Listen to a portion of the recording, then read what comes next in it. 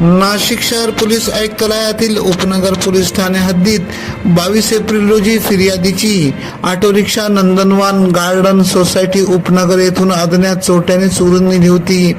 याबाबत उपनगर पोलीस ठाण्यात गुन्हा दाखल होता।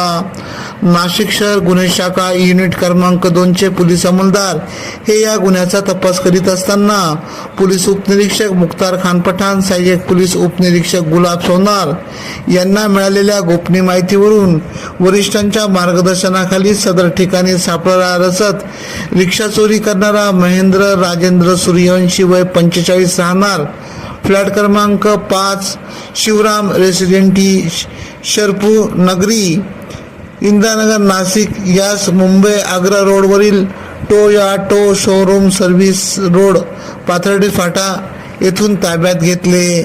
नाशिकमधील 40 अंश सेल्सिअसमध्ये विचारपूस करीत थंडगार निंबू पाणी शिकंजी पाजत विचारपूस केली। आधीच विचारपूस केल्यानंतर थंड झालेल्या महेंद्र सूर्यवंशीने गुन्ह्याची कबुली दिली। त्याच्या ताब्यातून 1,50,000 रुपये किमतीची रिक्षा हस्तगत करत गुन्हा उघडकीस केला।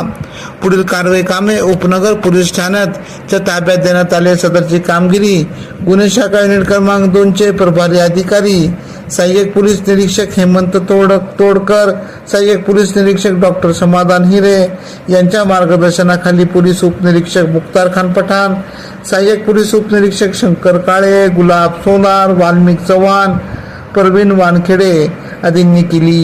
AKP न्यूज साठी ब्युरो चीफ अनवर खान पठाण, नाशिक।